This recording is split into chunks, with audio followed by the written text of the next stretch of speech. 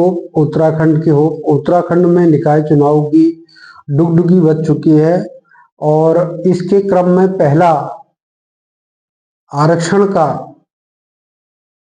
जो सीट बंटवारे का है निगमों, नगर पालिकाओं और नगर पंचायतों में, वो शहरी विकास विभाग के द्वारा जारी हो चुका है और इसके लिए अगले 7 दिनों में किसी भी सीट के लिए आपत्तियां और सुझाव आमंत्रित किए गए हैं। जो आपत्तियां और सुझाव तथ्यपरक होंगे उन पर कार्रवाई भी की जाएगी, ऐसा शहरी विकास विभाग की ओर से अपनी अधिसूचना में कहा गया है। आज हम बात करते हैं, पहले नगर निगमों की बात करते हैं जो कि महत्वपूर्ण होते हैं और इन 11 नगर निगमों में 5 नगर निगम अनारक्षित रखे गए हैं, यानी कि अनरिजर्व्ड है, यानी कि सामान्य के लिए है, यानी कि वहां पर कोई भी व्यक्ति अपनी दावेदारी कर चुनाव लड़ सकता है, वो अनारक्षित है, यानी कि आरक्षित नहीं है। उसके अलावा जो महत्वपूर्ण जो हल्द्वानी नगर निगम है वो ओबीसी के लिए आरक्षित है और हरिद्वार ओबीसी महिला के लिए है। पिथौरागढ़ और अल्मोड़ा महिला सामान्य हैं। उसके अलावा रुद्रपुर, काशीपुर, कोटद्वार, रुड़की, देहरादून, ये 5 सीटें अनारक्षित हैं, अनरिजर्व्ड हैं। ऋषिकेश की सीट पिछली बार महिला के लिए थी, इस बार अनुसूचित जाति के लिए रिजर्व हुई है। अब हम बात करते हैं राजनीतिक परिदृश्य की। देहरादून जो कि बहुत बड़ा नगर निगम है, प्रदेश का सबसे बड़ा नगर निगम है और इस नगर निगम में लगातार चौथी बार आरक्षित नहीं है, अनारक्षित है। वहीं हल्द्वानी जो तीसरी बार अपने चुनाव की ओर जा रही है, 2 बार यह अनारक्षित रही है लेकिन तीसरी बार इसे ओबीसी के लिए कर दिया है।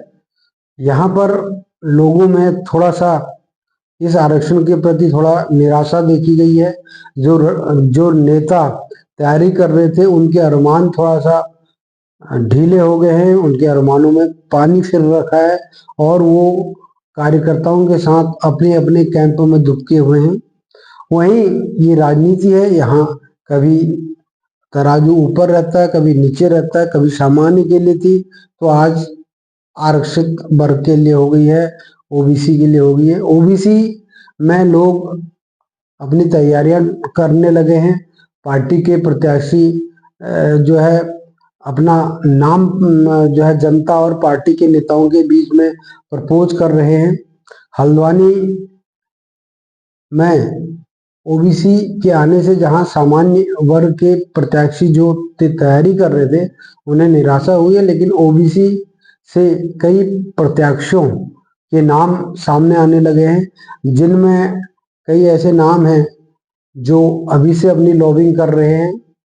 भारतीय जनता पार्टी और कांग्रेस अपने संभावित प्रत्याशियों के नामों पर मंथन करने लगी है और उनके नाम अभी जनता के बीच पहुंचने लगे हैं और यहीं पर हम ये मान रहे हैं कि कई बड़े नाम हैं जो कि इस चुनाव में पार्टी के पसंदीदा हो सकते हैं।